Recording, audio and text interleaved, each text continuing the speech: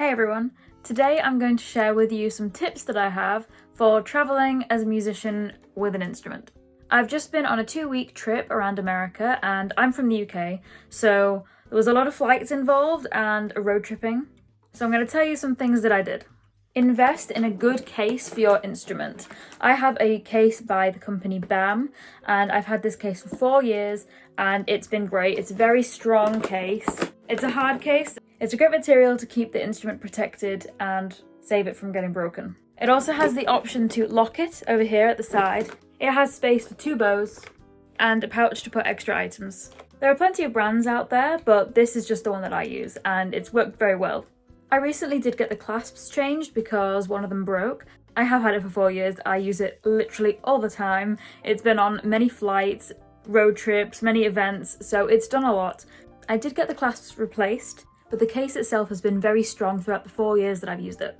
Tip number 2, if you have a string instrument, I recommend untuning the strings, so if there is any changes in the air pressure, it's not going to damage the strings, they're not going to snap or anything. Actually, on the way to the America trip, I only had this instrument with me, but on the way back I had 2 more, and one of them was a harp. So I also had to untune these strings just to be on the safe side. Tip number 3, never check your instrument into the hold.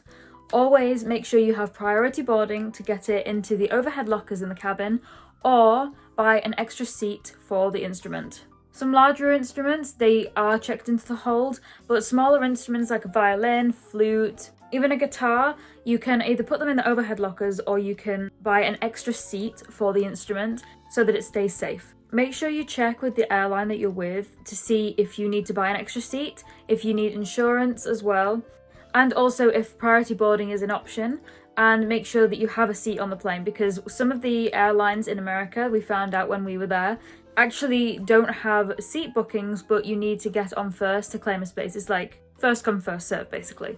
So we needed to get on very quickly so that I could put my violin in the overhead locker before other people took the spaces, because musical instruments are quite expensive. So you definitely want to make sure that they are safe and not in the hold where you can't see them.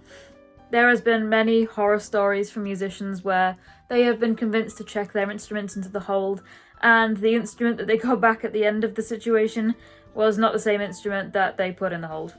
I'm always extra nervous when going through the check-in baggage or the security to make sure that I always have my violin safe with me. Tip number 4, always bring spare equipment. So for a violin, I'm bringing spare strings with me, especially if you have a performance or you're recording some music videos. I am always bringing spare strings with me. I usually bring a spare shoulder rest too. I had 2 microphones with me, 2 bows, and I basically just made sure that I had enough equipment if anything went wrong. Obviously, if the place that you're going has music shops that will have the equipment that you need if it did break nearby, that's a plus. Maybe you probably don't need to bring as much, but I'm always bringing spare things in case anything goes wrong. And the final tip, always keep your eye on your instrument. When traveling, it's often in crowded spaces and there's a lot of people, a lot of things going on, and it's hard to keep a focus, but try and always keep an eye on your instrument, know where it is all the time so it does not get stolen and damaged. Again, there's other horror stories of musicians losing instruments at airports or while they're traveling and then having to go back without any instrument, which is really sad. So always know where your instrument is and keep it with you and safe. Don't leave it in unattended cars, buses. Make sure you always have it when getting out of Ubers and taxis and trains and boats and planes. There are so many places that it could be left, so make sure it is the first thing you think about, which I'm sure it is already because our instruments are our literal babies.